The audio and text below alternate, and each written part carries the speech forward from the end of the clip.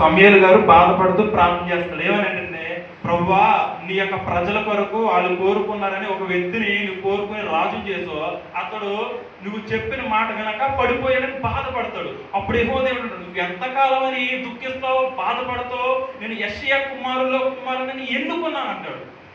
ఇంతకీ యెషయా కుమారుని అంత ప్రత్యేకత ఏముంది? యెషయా కుమారులను ఎంచుకోవాల్సినంత ఏముంది? ఇశ్రాయేలులో ఇక కుమారులు లేరా? యవనస్తులు లేరా? ఉన్నారు కదా చాలా మంది. వాళ్ళ ఇశ్రాయేలు ఎంత చాలా 12 గోత్రములు చాలా మంది జనాంగం ఉన్నారు. కానీ యెషయా కుమారులని అంత ప్రత్యేకత ఏముంది? అంత ప్రత్యేకత ఆయన ప్రత్యేకంగా కోరుకున్న ఆయనలో ఉన్న లక్షణాలు ఏంటి? ఆయనలో ఉన్న లక్షణాలు చూద్దాం. అదే అధ్యాయము 11వ వచనం 12వ వచనం 13 వరకు చదివేది.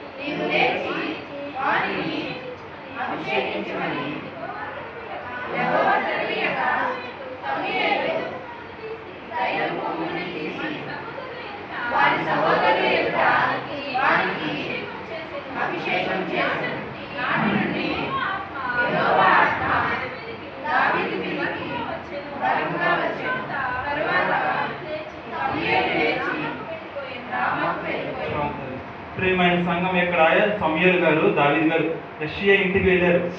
వెళ్తే ఆయన ముందే సమూయేలు గారు అడుగుతాడు, దేవా నేను సమూయేలు దగ్గరికి వెళ్తే సౌలు నన్ను చంపేస్తాడు కంటే కాదు, ఒక పెయ్యి తీసుకెళ్ళి బలి అర్పిస్తాను తీసుకెళ్తానని చెప్పి అంటాడు.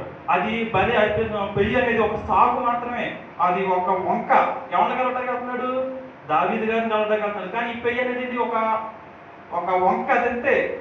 ఎందుకు ఈ సమూయేలు కూడా రాజు అయిన సౌలుకు భయపడ్డాడు. ఎందుకంటే ఆయన రాజు, ఆయన ఏది చేస్తా కానీ అధికారం కలిగి ఉన్నాడు ఆయన. కానీ ఇక్కడ సమూయేలు గారు యెషయా కుమారుడైన దావీదు